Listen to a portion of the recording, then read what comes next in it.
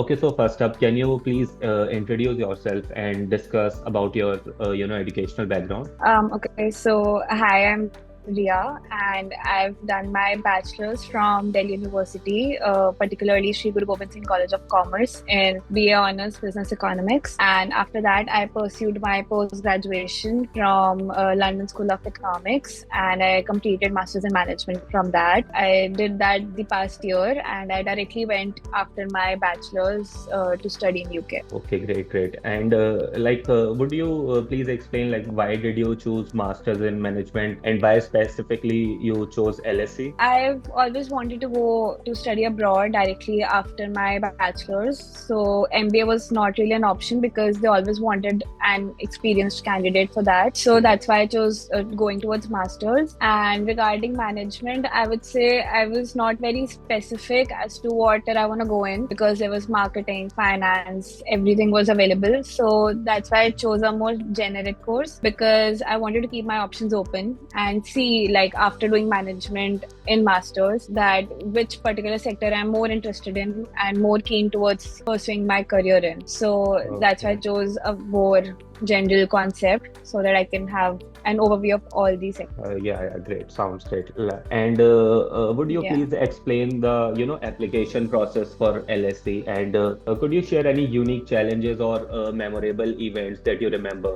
So once I had the entire list of what all colleges I do want to apply to. So for Masters in Management, I figured that Europe is a much more preferable location to pursue than USA. There, the value is a lot, and if you want to pursue a job in not in India and outside, then at that particular time, Europe was a much more feasible option. Plus, I always wanted to go and study in one of the top five universities only. So that was one Okay. criteria that I put for myself. Okay. And yeah, so when I searched the QS rankings and general rankings overall for this MIM course, I saw that there was HEC, there was ESSEC, LSE and Okay. LBS. All these were like the top options. I would say personal bias towards London because for HEC, I figured even though the university is not biased towards non-French speakers, but to live in Paris without knowing French would have been an additional obstacle for me. So I avoided Okay. that and I just focused on applying in UK itself. And I wanted to live in central London. So all the universities thankfully were also there, LSE, LBS, Imperial. So yeah, I chose to go forward with those applications. Regarding LSE, so there was first the scores, GMAT and IELTS scores that I had to get done with. Okay. And honestly, that was a bit challenging because that took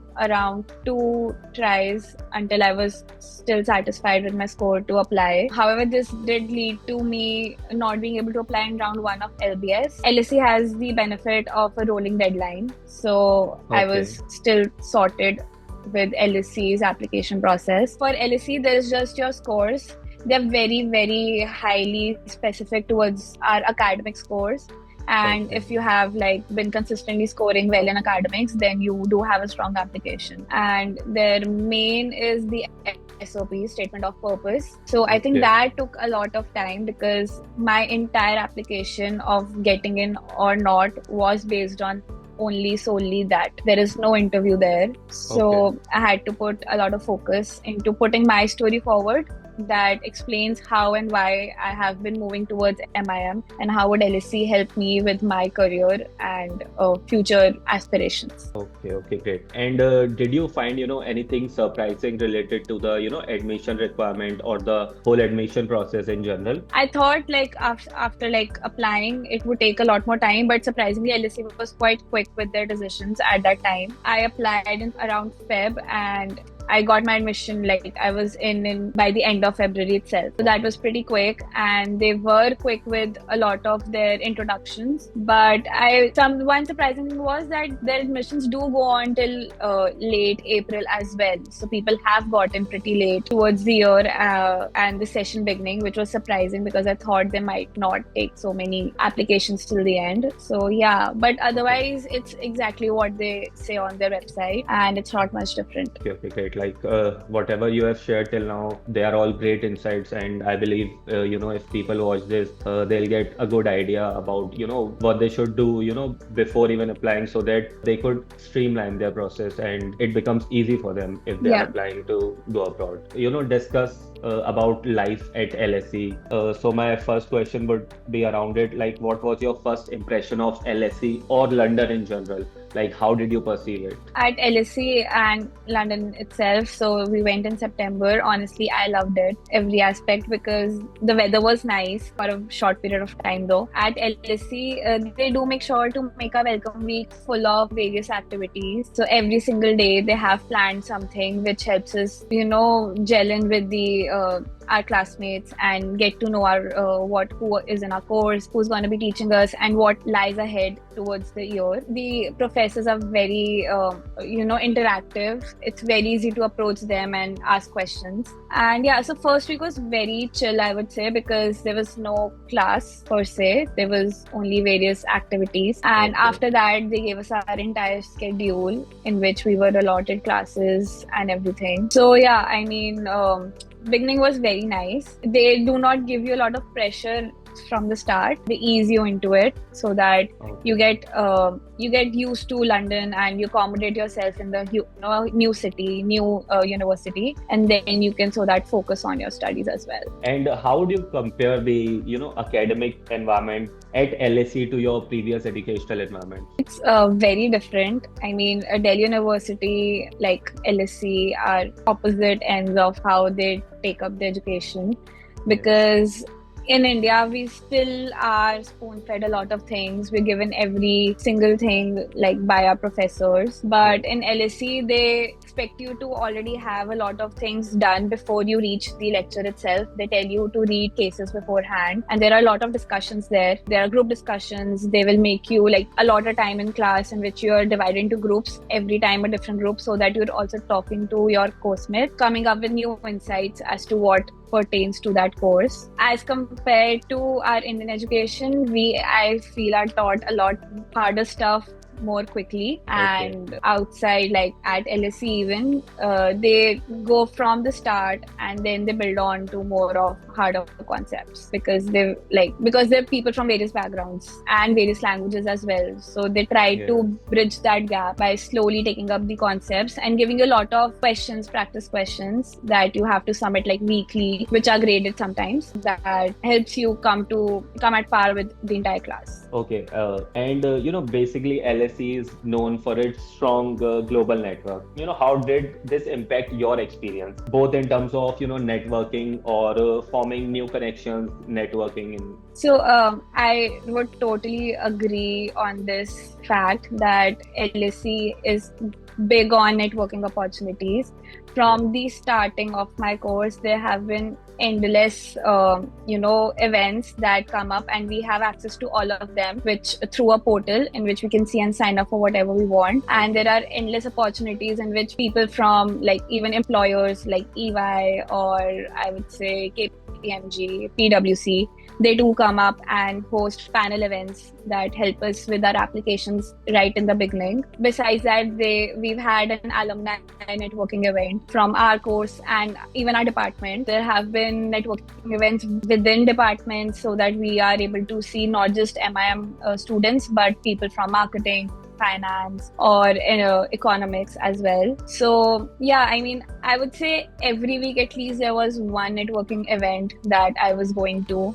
and I was meeting a lot of people, a lot of experienced professionals that were giving me insights as to what I can do with my degree and what is actually happening in the corporate world right now. Okay, okay, great. And would you please tell us some insight, on the internship or job opportunities, like if you did them or like you try to, reach out to them? I would say that start very early. Like all graduate opportunities are open in September, Okay. October. That is the peak time of recruitment, and that is the time when we move and our session also starts. So it all overlaps and it can be very overwhelming. That happened with me as well, because I was not really aware that it starts so soon. And by the time I was done with drafting my CV and cover letters, a lot Okay. of positions had closed for the next year roles, I would say. So being prepared beforehand really does help. I would say making connections helps in the way that you can get referrals, because referrals do go a long way in helping your application stand out further. Networking is one another thing from the beginning. There are a lot of opportunities available, I would say, for sure, but it's only like you have to start early, as early as possible, I would say. So that helps. Okay, so like during your time at LSE, did you, try to do any part-time jobs? And if yes, like, would you please explain what did you do and what did you try and what were you earning back then? So I was not doing any part-time job during my entire studies, but a lot of my friends were. And Okay. usually it was maybe working at retail stores, or there are a lot of like grocery stores in which we can do shifts there very easily. And Okay. yeah, I mean, I tried to find part-time jobs, but there was none that actually suited my schedule with the classes. So there was none that I could do at that time. But a lot of students do, and I think I would say that if you're sorted with your job applications, then you can move on to doing a part time, because it does help you out in your financial expenses as well. So that is Okay. like a good thing. I was actually part of societies at LSC itself, so Okay. some of my time went in that instead of part time jobs. Okay, great. And were there any challenges, particular challenges that you faced when you were at LSE? It can be academically or professionally. The fact that I was in a very globally diverse class, and there were people from various backgrounds and even ages that we had to interact with and try to establish a friendship or a working relationship that would help us work in groups or take up the similar assignments and cases. So that was something that I dealt with in the beginning, and LSE does support us with that by organizing these, after class events and meetups in which we can all like chill, talk, and like play maybe games in a whole area. Like they actually had an event in which we had to go to an arcade, and so we all were there. So it helped everyone warm up to each other. So I think that is one thing that everyone found to be an obstacle, because we tend to go towards our own people rather than talking to a lot of different people. Yeah, that was a bit challenging, and like understanding how LSE academics work. That was also one another thing, because we have been so used to the Indian curriculum and how it works in India and how our exams work. So trying to understand how LSC examination would work and how to score in that was a bit challenging as well. And how did you, manage your studies when you had a lot to do? You first had to make yourself acquainted to the environment, then adjust there, then, make connections, as you said, and you had to get familiar with people in your batch. So how did you manage all of it? So honestly, because I feel since you're living there alone, this is all you have time for, I would say. So after classes, if you do have some assignment to complete, there's always the option of going to the library, sitting there, even in a group, and like working on it together, which again helps you talk to people as well as do your own work. So Okay. I would say going out of your comfort zone and reaching out to people is one key thing that helps you when you're going out of your hometown and trying to study somewhere and make connections. That is the one skill I would really, really focus on. Currently, like at what job role you are in, and what is your experience? Currently, our course final submissions ended in September. So I'm Okay. in Delhi right now, and I am in middle of applications in India for my jobs instead of London, because I would say that London job market was very slow, and Okay. there are visa issues that do come up if you are not applying like the previous year, the year you enter in. Yeah, I mean, I'm applying both in UK and India right now, and like I'm seeing where I can find a better job opportunity. Okay, so are you like specifically looking for any domain like finance specific, or you are open to, any job role? Yeah, so I'm looking into consulting domain, and in consulting, Okay. I'm focusing on roles of analyst or associate, mainly focusing on project management or strategy consulting. Like if you could go back, is there anything that you would like to change to make your experience better? Like what would you change? And what do you think you could have done to make it better? Right now, my experience has been the best. I would not really change much about it. But yeah, if anything, I would say that could have made it better was make more connections, go out more from the beginning, and Yes. like I would say be more prepared for the job applications beforehand. I feel I started a bit late with the CV and cover letters, but be more prepared in the beginning as soon as you go so that it's easier for you to get into the process and not get demotivated if it's not working out or going slow in the beginning. And there are people who are applying to LSE or maybe any other business school, and they are not confident about their profile or in general. So, what advice would you give to them? What should they do to increase their chances? Honestly, in every application, it's how you put it, the how you portray your story. That's what I got as an advice from people, and it did work for me. No matter what, when you're applying, everything has been done. You can't really change what's happened. What you can actually work on is how you present it, and if you can give it a whole story perspective and make sure that the person who's reading it understands where you're coming from and how you would benefit from that particular program or from the university, I don't think there is much, standing in the way of you getting into that university itself. Okay, okay. And would you like to break any myths related to studying abroad at top business school? Yeah, I have to think about it. Because Um, there are a lot of people who ask like different types of questions.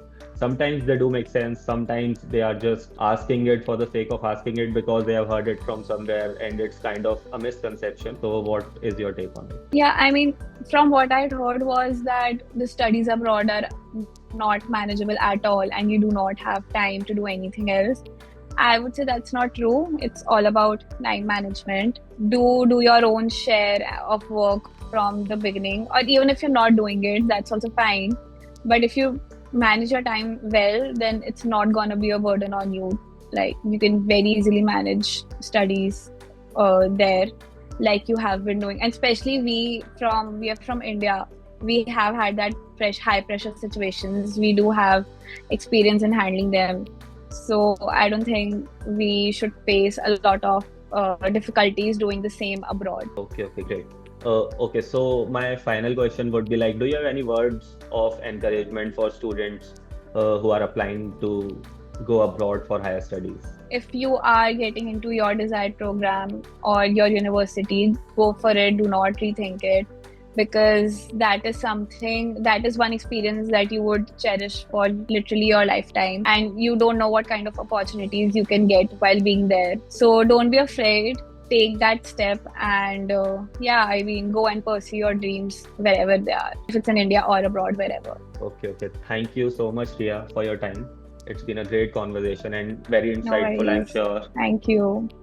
Thank you so much. Thank you so much.